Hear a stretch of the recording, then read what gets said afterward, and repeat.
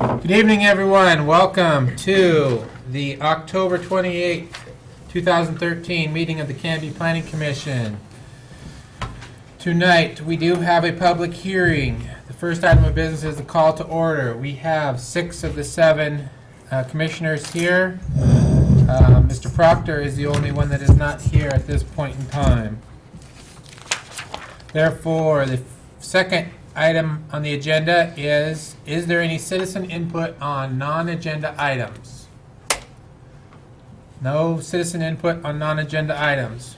Therefore, we will move next to the public hearing on the schedule tonight, which is a request from Mr. Jason Bristol for a minor land partition of .41 acre site located at 658 Northeast 10th Avenue into 3 parcels.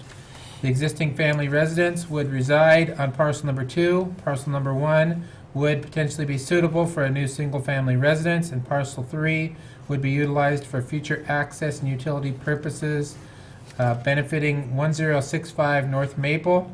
This is MLP Minor Land Partition 13-03, and it has been noticed.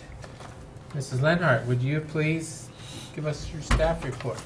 Good evening, Mr. Chair and Commissioners. Actually, I think we need to go ahead. Oh, we need to and read Oh, we do need to do the through public our hearing reports script. first. We Thanks. do need to read our rehearsals. Thank you. Make sure. We just went through that. Okay. The public hearing format script I will read now gives you the details on the public hearing. The matter that's before the hearing body requires a public hearing. All interested persons in attendance shall be heard on the matter. If you wish to testify in this matter, please be prepared to step forward to the microphone at the appropriate time. State your name and interest in the matter. Please be sure to sign in the testimony sheet. If you're watching at TV anywhere in Canby, you will be able to get here in time. For those people other than the applicants that are interested in testifying as either proponents or opponents, please indicate your desire to speak by raising your hand at this time or putting your name on the signature sheet. For longer presentations, proponents may buy time from another individual. In so doing, those either in favor or opposed may allocate their time to a spokesperson who will represent the entire group. You may be limited by time for your presentation. Generally, the applicant will have a total of 15 minutes to speak. The proponents will be given 5 minutes each. The opponents will be given 5 minutes each, and those thought to be neutral on the matter will be given 5 minutes each. The applicant will then have 10 minutes for rebuttal. All questions must be directed through the chair. All evidence to be considered must be submitted to the hearing body for public access and to become a part of the official record. All written testimony received both for and against prior to the hearing shall be summarized by staff and presented briefly to the hearing body during the staff report. Testimony and evidence must be directed towards the applicable review criteria contained as indicated in the staff report, comprehensive plan, or the applicable land use regulations which the person believes to apply to the decision. Failure to raise an issue accompanied by statements or evidence sufficient to afford the decision maker and the parties an opportunity to respond to the issue may preclude appeal to the Land Use Board of Appeals based on that issue. Failure of the applicant to raise constitutional or other issues relating to the proposed conditions of approval with sufficient specificity to allow the local government to respond to the issue may preclude an action for damages in circuit court. Everyone present is encouraged to testify, even if it's only to concur with previous testimony. At this time, I'd like to ask any member of the hearing body, the Planning Commission, who has a conflict of interest to please indicate the nature and extent of the conflict and whether you intend to participate in or abstain from the hearing in the present matter. Are there any declarations? No. No declarations of any conflicts of interest.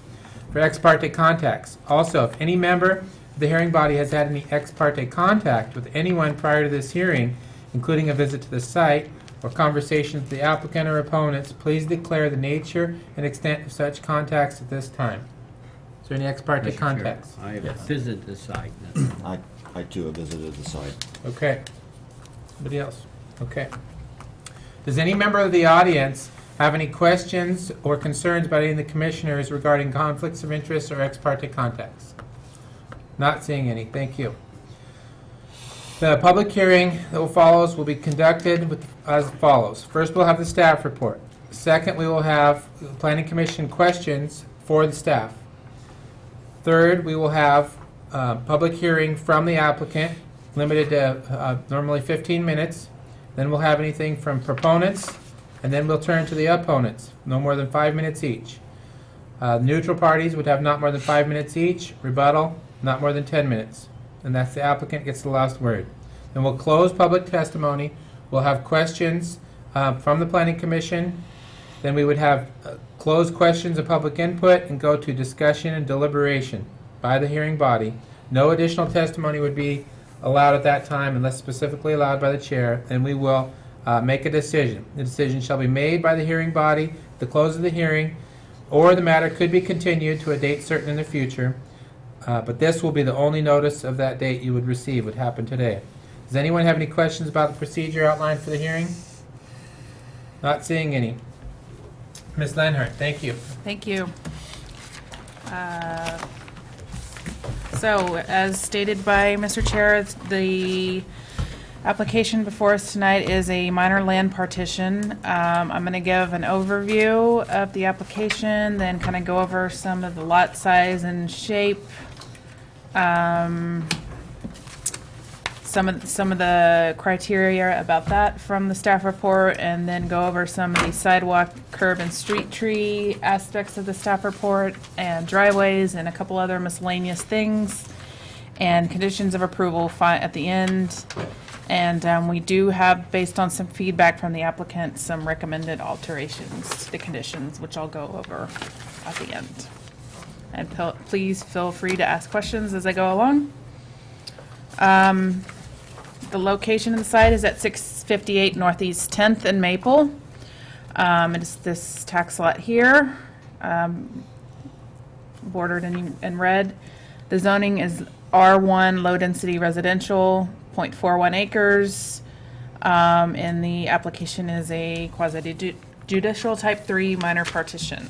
Here is a overhead aerial of the site. If you want to refer to this at any time, just let me know and I can go to the slide. For most of the presentation, I'm going to keep it on the proposed partition, and this is also in part of your packet. The application requests approval for a minor partition to divide the party into 3 parcels. So this would be parcel 1 here, parcel 2, parcel 3. The existing single-family residence, which you can see in the aerial here, and would remain on parcel 2. Parcel 1 would be suitable for another single-family infill home, and parcel 3 is proposed to be a special access parcel for a proposed redevelopment of the parcel to the north, and I'll explain that more later.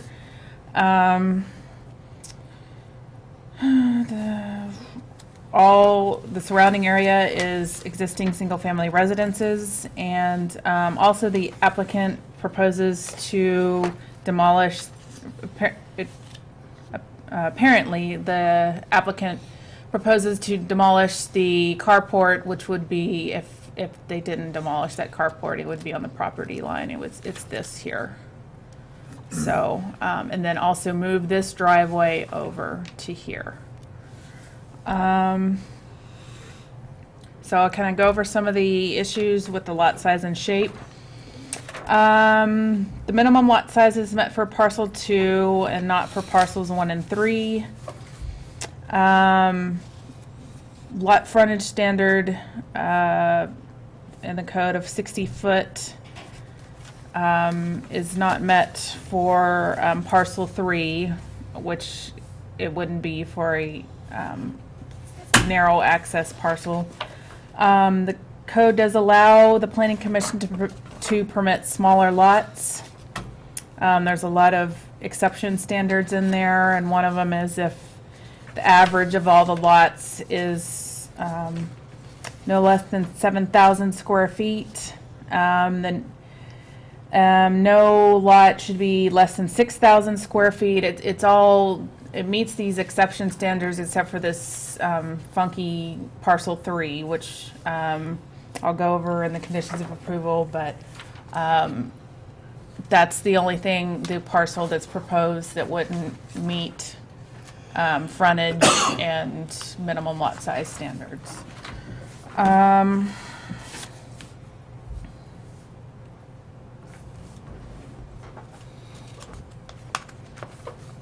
The applicant did try to give us some other options of how parcel 1 could be 7,000 square feet, because that's the minimum lot size in an R1 zone, and he showed us some meandering lot line configurations, which staff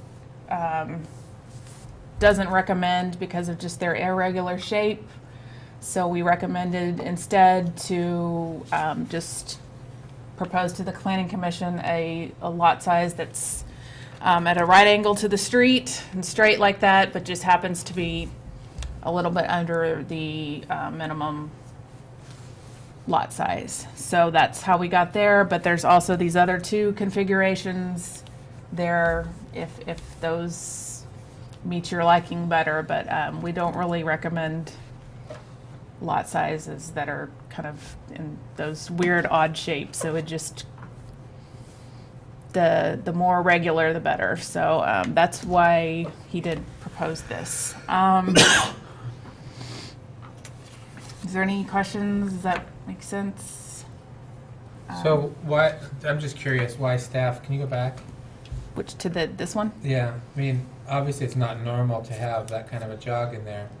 Did anyone talk with this gentleman about using, he could run this as his lot and give this portion here as an easement to this house? You could still have a fence that runs down there. It wouldn't create a crazy lot, and you give this portion as an easement to this house. We didn't talk about that. I mean, then you're not violating any size restrictions and minimum lot requirements, but this house still gets to utilize that, and you can have a straight fence. And if that's the issue, that it was just in the real world, it would look kind of strange. Yeah, that would solve the issue of having a potential fence in the rear lot of that existing house. By doing an easement, then they wouldn't fence that. And it's a good solution, I suppose. Yeah. Hadn't thought We about that. did ask that parcel 2 could just contain. We didn't talk about parcel 1, but parcel 2 could have just had an access easement here to the lots of the north. But talking with the applicant, apparently this property owner would have to accept that easement, which they're not willing to do at this point. So he's doing some planning ahead. He wants to eventually try to purchase this property and redevelop it and have this be an access to the property to the north. So that's why that is there and we did say that this should just be an access easement, but that won't work. Why don't you go ahead and explain the conditions? So we did do a condition, I'll go over it later, but we did say that if this up here does not redevelop, this would be stated on the plat, if this doesn't redevelop within 10 years up here, if this does not come an access parcel, then this parcel 3 should become absorbed into parcel 2. And more important And than also that, state it's on the like- plat right. that it's not buildable. Right, Yeah. that's the important part. Angie, can you tell me, I'll ask the applicant this when it's his turn to speak, but why is there an understanding, or why does somebody feel like this has to be partitioned right now? I mean, if you have a, what would the total add-on be? So that's 9,000, that's 5,000 and whatever, 6,000 and whatever. Your average would certainly be more than 7,000 Right. if this was all one. Yeah. And you don't have to have a separate parcel to have an easement. So why I think he doesn't want to own parcel 2 at all? at all. But he wants the to own idea. parcel 3? Well, I think that's the answer. You may have to clarify Okay. with the Yeah. I was applicant, just but curious. that is the answer, that Okay. parcel 2, he's not going to be the owner, and so he wouldn't be able to create that Control. access Yeah. easement, except now, while he Yeah. does own it. Okay. Yeah, we had to wrap our heads around it too. Um,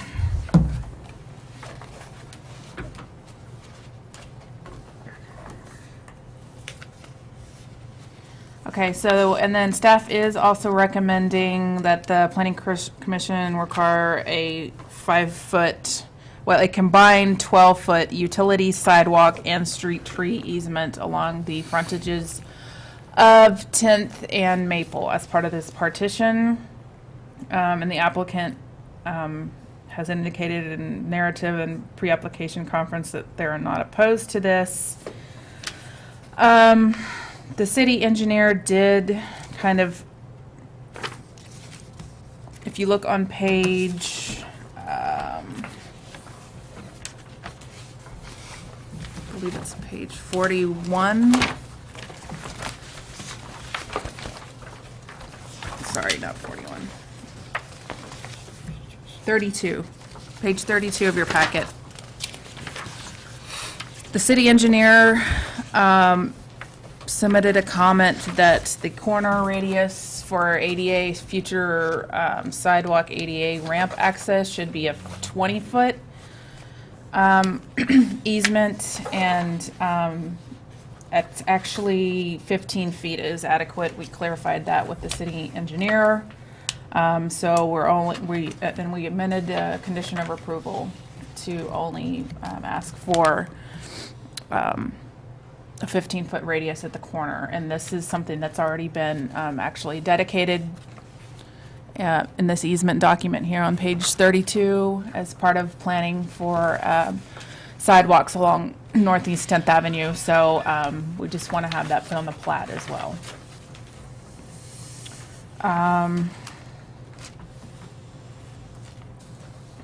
And then at the pre-application conference, there was a couple of comments from utility providers that they needed that 12, and as part of that 12-foot easement would be utility easement as well. And then we do have, there's some language in the code about requiring street trees. We do have a new street tree ordinance that did go into effect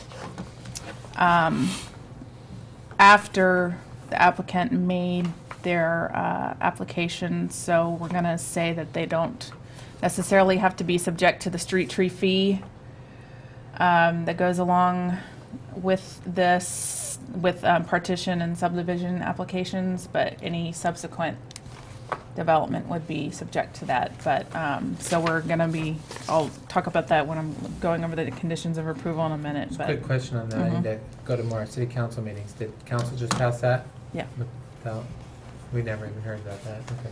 It's not, it's not part of the zoning Okay. ordinance, so chapter It's 12. not in the development code. Just random street tree ordinance. Okay. So. Not sure why, but it isn't.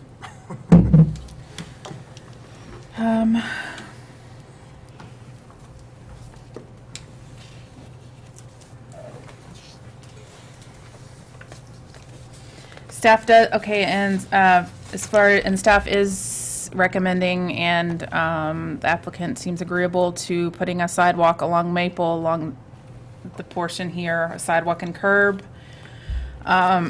Staff does not recommend requiring that along 10th Avenue because the city has some plans in the works to try to develop sidewalks along 10th Avenue. And just as a note, the transportation system plan does call for 6-foot sidewalks for all types of road classifications, including local streets, but because of right-of-way, limited right, at least along 10th, the city engineer is not pursuing 6-foot sidewalks because of limited right-of-way width. And along Maple, all the other sidewalks in the vicinity, there's intermittent sidewalks. It's kind of struggled with, do we want sidewalks? Not. Some lots have them, some don't along Maple, but they all seem to be 5-foot. So that's why we're saying 5-foot and not 6-foot. So Angie, is it accurate? The only sort of code provision we have on the width of those is just from the TSP as a Yes. guidance? Yes. So it's not, there's no specific. No specific language in the code that refers to the TSP. Okay. Yeah. One more question for you on that. Did we, on the sidewalk issue, because we're not, at least the recommendation at this point isn't to require them to be put in now because of the fact that the city has plans with that, was there any consideration about maybe a non-remonstrance agreement, or if the city's plans fall apart later on, we could come back and say the developer needs to do them? I mean, Or is any, does I know what the staff have any practice is pros with or that cons and or can be. anything I've on that? never seen the non. They have Remonstrance. done those non-remonstrance agreements in the past. I did similar such agreements for over 20 years in another state, and I reflected on that when I left that state. All of the staff administrative time and work that we did on every meeting, securing those, and in that 20-year period, not a single one had ever resulted in a sidewalk being constructed. And so, not to say that they're worthless, but they don't seem to have that much bearing in the real world in getting sidewalks built. And so, we can certainly do one and put it on the books that they promised to put a sidewalk in if an adjacent property builds a sidewalk that touches their property.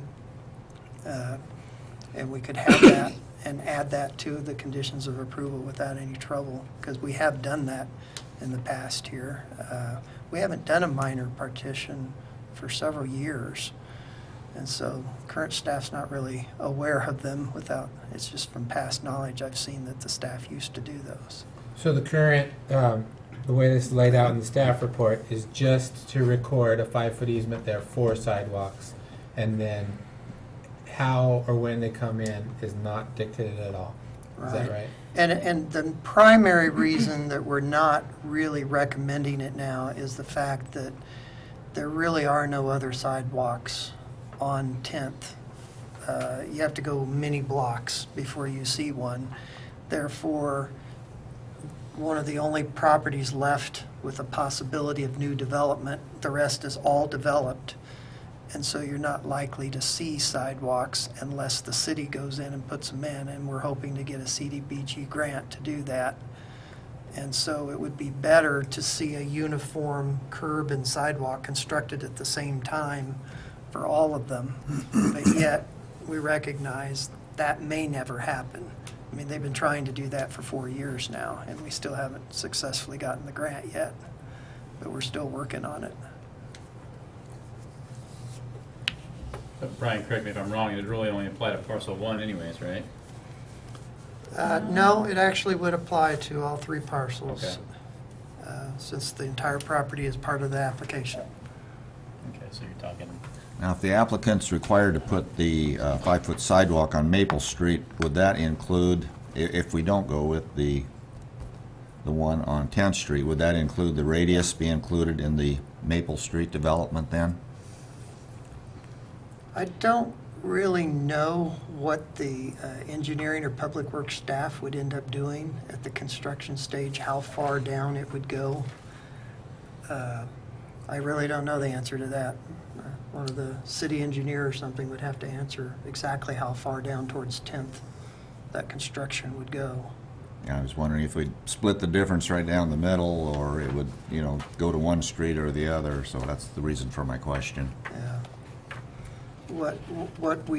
The process is, if this is approved, then the applicant will be required to develop public improvement plans that will show the slight street widening and curb and the sidewalk coming down Maple. And at that time, I think the city engineer will decide how far it's going to go. So whether it's going to include any of the radius around the corner or not. Because I don't know. Mr. Chair, I have a question. Go ahead. That third parcel there with the easement, right? Will that meet our driveway distance? That's what I was don't see I was about to how go it and It to- would meet the driveway distance. It would not fit, it'd be too close to the other driveway. It would if we go, we have a, if we want to go into talking about driveways now, that kind of leads Yeah. into. Just let her go move on to that one and Okay. explain that. Okay. So we have some conflicting public works standards and code standards for driveway to driveway separation standards. So I think in the code, it would be 30 feet from driveway to driveway. And the public works, for residential driveway to driveway, public works standards say 10 feet. So we're recommending to go, this is a needed code amendment to make the two documents be consistent with each other. But it would meet the 10-foot driveway to driveway separation width. So if we go with 10 feet. One thing that the applicant is requesting an exception, we do have another exception is in the TSP classifies Maple as a lower street classification than 10th. So it says that accesses should be taken off this lower street classification. So that would mean that according to that standard, the driveway to this proposed parcel should be off Maple and not 10th, because it's a lower, less traffic street than 10th Avenue.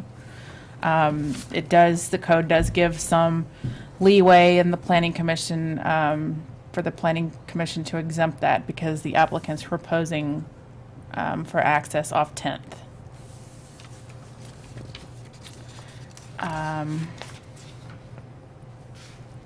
And so and a couple other miscellaneous things that would be verified, including parking, setbacks, height, all the standards for a new home would be verified at the administrative building permit stage.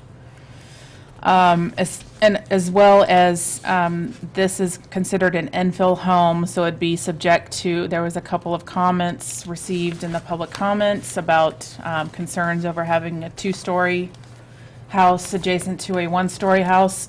Excuse me. But this would be subject to the infill height standards. So a building which allows no taller than 28 feet. And then it also has some standards in those infill home standards about sloping up towards the middle, so there's not a 2-story home right at the setback line in an existing neighborhood. So with that, I'm going to kind of go through the conditions of approval, unless there's any other questions. Mr. Chair, I got one question. Go ahead. Angie, I can't remember off the top of my head. It took me forever to find it in the code, but isn't there a minimum setback distance from an intersection as well, or am I just thinking of residential? Not residential, sorry, commercial. There is, I believe it was 30 feet, That's what I'm remembering. and that was a condition of approval, I believe. I think it meets that where he's got it proposed. Yeah, but we just want to verify that. Yeah, condition 16, it says, verify that parcel 1 intersection to driveway spacing is 30 feet. So if you want to, if you go we altered a couple of the conditions. So if you look at the final findings that were placed for you, go off those.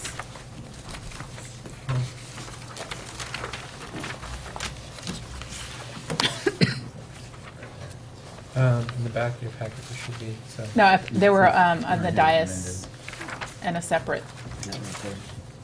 yeah. Just throwing the curveball. Weren't there some proposed? Yeah, they're in the packet too, and They're in the there's packet, too. 3 Okay. changes that were Okay. made to them Oh, okay. through some discussions with the applicant. So there's 3 versions? No, there's 2 versions, Okay. and the latest version was the one that was sitting on the dais when you got here. Okay. So the version in your notebook corresponds with the staff report okay, conditions. okay. But the one on the dais is the latest. Did everybody get this then? Yes. Okay. So if you want to, it was only 4, 6, and 13 that have changed, and I'll go over that in a minute. But so, condition 1 is a standard approval limitation and modification condition. Final plat conditions, number 2 is the Maple Street sidewalk easement condition, and then number 3 is the 10th Avenue sidewalk easement condition. Number 4 has been amended to say 15-foot radius and not 20. Number 5 is the street tree easement condition. So basically, we're asking for a 12-foot total easement along Maple and 10th Avenue. That would include street or sidewalk, street tree, and utility. Number 6 was amended because there was an error. This is the condition about stating that parcel 3 is non-buildable.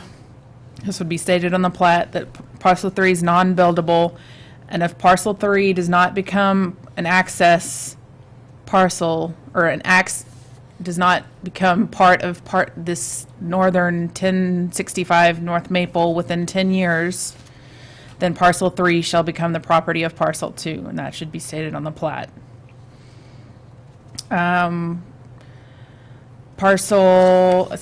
Condition 7 calls for a notation that parcel 1 is an infill home, so it's subject to the infill home, specifically those infill home height standards. 8 is survey accuracy verification condition. 9 is final plat procedural condition, including approval by all utility agencies. 10 would be the standard county recordation condition.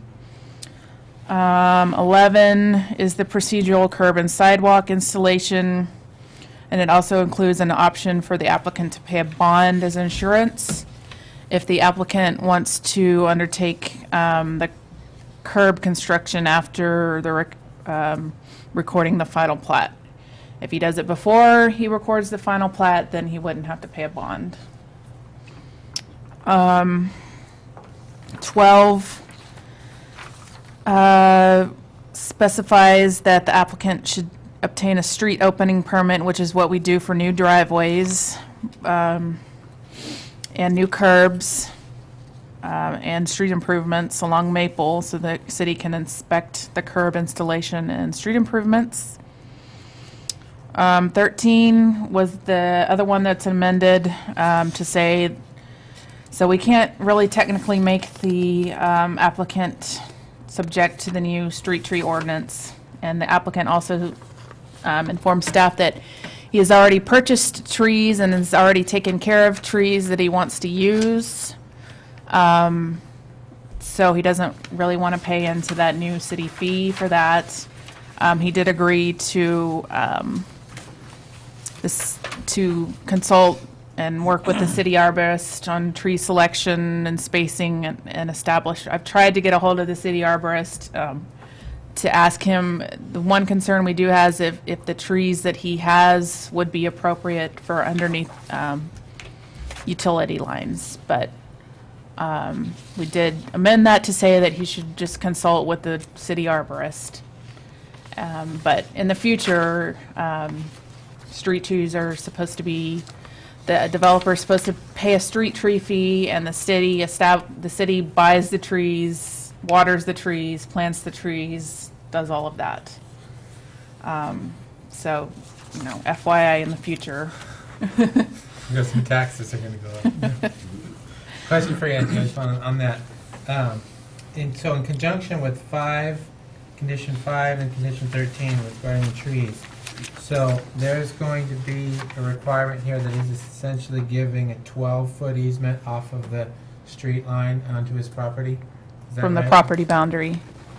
Yeah, Yes. and it's not really an extra easement of any type related to Yeah. trees. It just happens to be Yeah, we an did. extra purpose because he's doing the 12-foot. It's a standard requirement for utility purposes. Okay, so there's already got to be a requirement for And it's 12 foot. already needed partially for the sidewalk, and we'll just add the tree easement to it.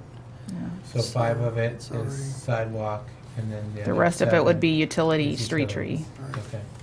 But this is a new easement on this property, or is there already one? I don't see one anywhere on the. I don't see one. on- I don't believe there is one, so. Okay.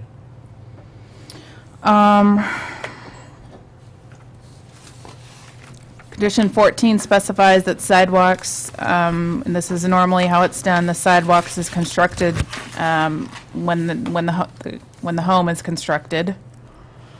And that they should be, all those plans should be approved by city engineer and public works prior to issuance of a city site plan permit / county building permit.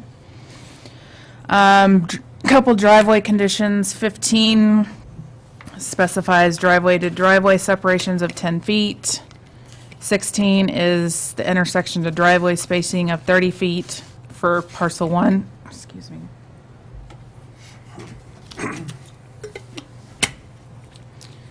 17 is specifying the applicant should obtain a street opening permit to relocate the driveway on parcel 2. Then a couple of miscellaneous conditions. 18, we're not sure if the applicant needs to get a demolition permit from the county to demolish that carport structure, but just needs to verify if he needs to get one. And then the city would basically issue a sign off and say that it's okay to the county. So that's just a procedural thing. 19 is a standard compliance with applicable city public works design standards condition. And 20 is the standard on-site stormwater management condition. It's really part of the public works design standards, but we just want to specify that, and can be, and he's aware of that, that stormwater has to be retained on site. And then we put a couple, 21 through 24 are conditions pertaining to getting a residential building permit.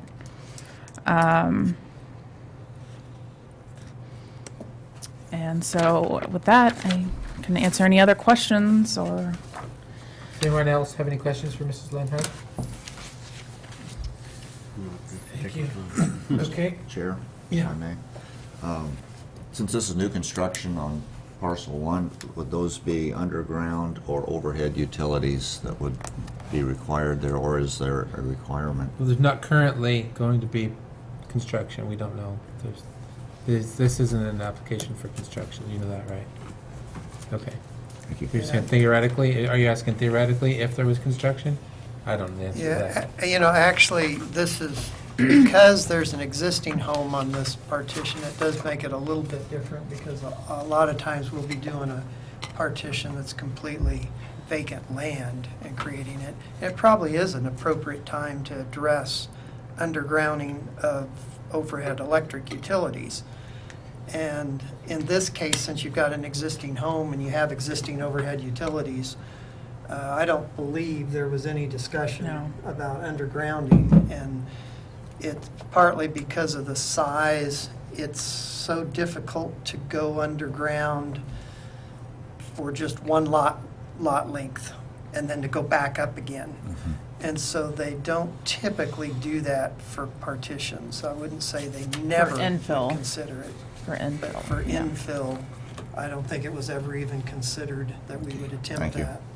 It's so expensive to underground it. But there is a desire to try to do that whenever we can. Okay. Next, let's move to the applicant. Sir, would you like to come to the microphone and tell us what we need to hear? Good evening. I'm Jason Bristol. Obviously, this is my project, so There's I a wrote down pointer couple there that notes you can use just too. to kind of probably elaborate on some of the points. And I think maybe start with the one where the tax map is outlined in red. You could show that one. So this is the 1065 North Maple Street, owned by Peggy and Tom Tucker. And the plan is to take special purpose parcel 3 and run the access up to it. And at some point, it'd be divided. And the square footage in this lot is over 14,000 square foot. So this piece could actually be over 7,000 square feet to accommodate. Do we Mr. have- Bristol. Can you hold on for 1 second? Sure. Do we have audio that can be remote? Okay, can you hang on to that somewhere so we can get you on TV? Oh, yeah. Also, the Excellent. audio record. Is that better? The audio record needs to have you on there too. So this will actually, the plan is to open up access to this parcel with special purpose parcel 3. Currently, their house sits up in the front, and its width would not allow access to the back of the parcel. So this is kind of more future planning, just hopefully it works out. I mean, it's obviously if I don't do it now, then chances are it won't be able to happen at a future date. So it's kind of just a plan. And it is access and utilities. It's 20 foot. The width for pavement would be 12 foot, which is what's required.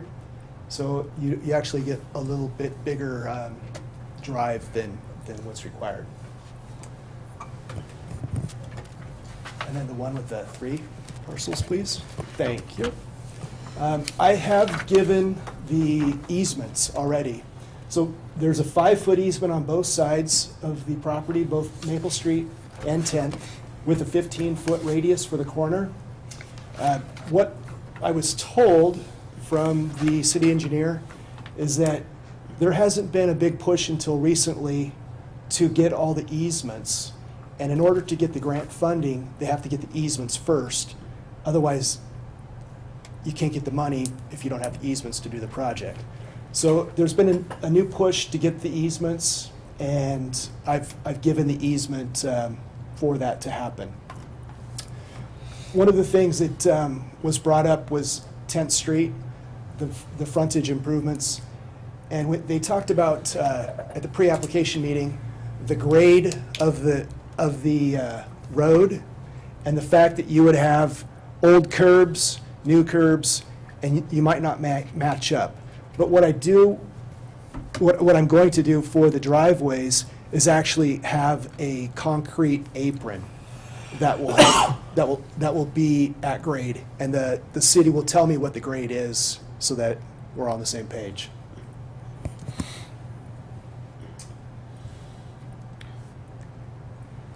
So currently, I was talking to Gary Stockwell, and he said that the power runs in underground and then up to here.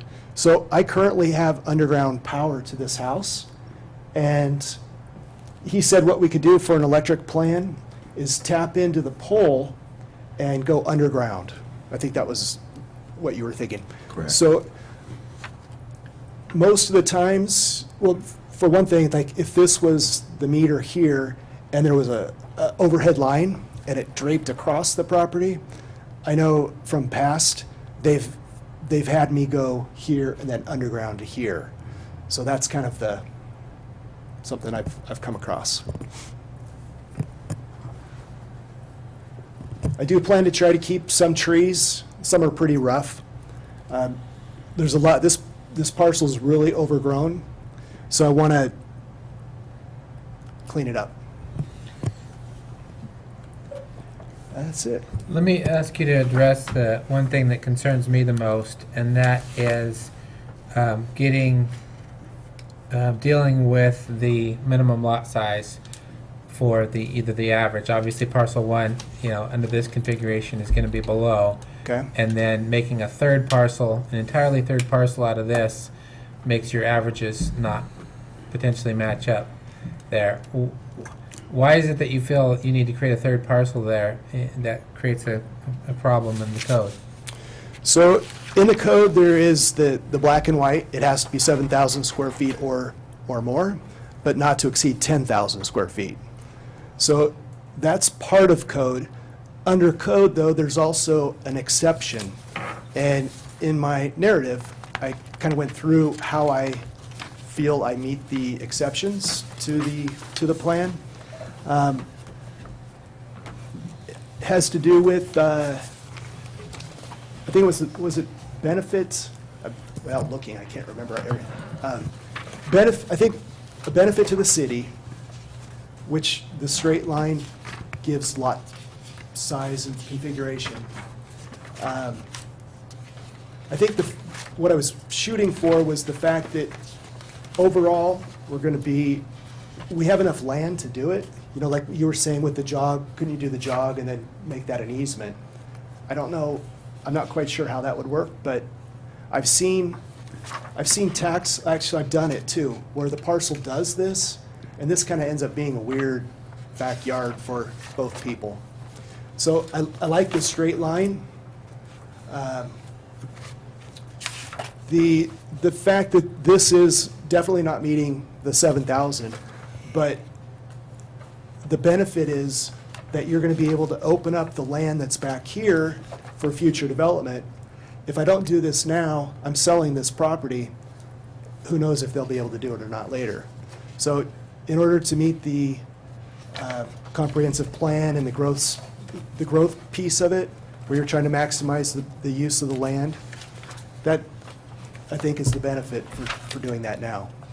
What is it that makes, just out of curiosity, what is it that makes you think that you can't grant an easement right there as it is? Because when you do an easement, it has to directly benefit something or someone. Uh-huh. So I would have to give that easement away today, as soon as I grant it. Why couldn't it benefit yourself as the owner of the property? The owner of this property, or the owner of this property, or the owner of wherever why couldn't you be the easement holder and sell it later? You can't be.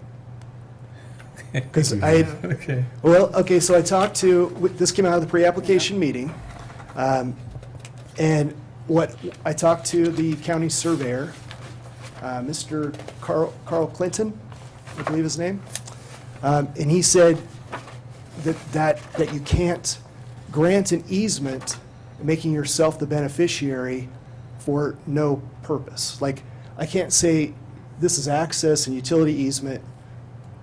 It has to benefit, it's supposed to be to benefit, da-da-da-da-da. And as soon as you do that, then you basically give them that easement. It's not, does that make sense? Go ahead. Nope. So what, I understand what you're saying. so what the surveyor said was, in order to get around that, you create a special purpose parcel, it's not a tract, and you specifically say what that parcel can do, or what, it's not buildable. You have 10 years to do something with it, and it's all going to be on the actual plat, stated that way. So there's no way you can get, it's part of the plat, so it's a done deal. Mr. Chairman, I have a question. Go ahead, Mr. Cook. Mr. Bristol, is there a way that you could get those neighbors back there, the Tuckers, is that right, correct, to sell off that land, or guarantee that you have a right-of-way to that land so that you could have that easement? I talked to them, and they're not ready to do a sale or make a move, but they were actually one of the people that did a handwritten comments, and they're for the partition and this piece of it for future. But they were just like, at this time, we're not ready to do that, but I think in the future, they'd like to keep that option open. I have one other problem with this situation. Say that doesn't happen in 10 years, it has to go back. What happens in that piece of property there in 10 years? Who's going to maintain that and keep it cleared up and it doesn't become trash, overgrowth, and all this kind of stuff? I have a real problem with that unless there's a guarantee that someone is going to take care of that property until either that happens or it's transferred back to partial 2. So I'll do it, but what I thought I would do is work with these folks and say, you can use this as your yard, if you want to maintain it, like mow it. If not, though, then it's my job. But are you planning on selling partial two? Is Yes. That's what I thought you said. Yes, And then you're gonna sell partial one too. yes.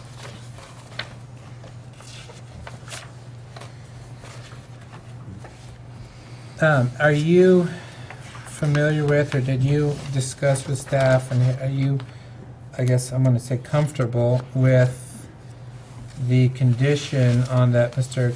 Coker was just talking about? I'm forgetting the number. I made notes on this one here. Number 6, that the parcel 3 shall somehow become the property of parcel 2. Did you propose that, or did? Actually, your the proposal? county surveyor proposed it, that it either becomes, if this isn't sold or to these folks or part of a future development, then it would become property of parcel 2. Okay, as long as you feel comfortable with that. I mean, it's a clever solution. I'm not entirely sure that that's legal, but I wanted to make sure you are good with that. Okay. After 10 years, if I haven't done something, I don't think I want to keep it. Well, if you've sold, the reason I asked that, if you've sold parcel 2 to somebody, Yeah. they don't just, you don't just, 10 years, all of a sudden they go, oh, surprise, we just got an extra property. One, they would have to accept it, so you can't write into a condition today that something is automatically going to have to happen to somebody later on. I'm just wondering if that's why I was asking where you got that. I don't know if anybody's thought that through. I think it's clever, but I was curious. Okay. Sir, if I may, could everybody turn to page 44? So my question will be directed toward. We have two views here. It looks like one is an optional with a larger garage. The overhead drawing right here on the bottom, to me, reflects this plan. Is that correct? And how would, is this an option you're considering, or can you elaborate on this one perhaps with the double garage and how it fits into the square footage we have allowed here? Right, so I put that in there as an illustration of what could be built on that property. The one on the left, which has the double car garage, that would fit. The 3-car garage, that would not fit. This is very similar to the house that was built on the corner of 10th and Oak about maybe 6-9 months ago. So very similar look. So more than likely, you'll be going with this? Is that what I'm hearing? Yeah, I mean, for me, I like that plan a lot. Thank you, Mr. Chair. Any other questions for the applicant? Okay, thank you, sir. Thank you.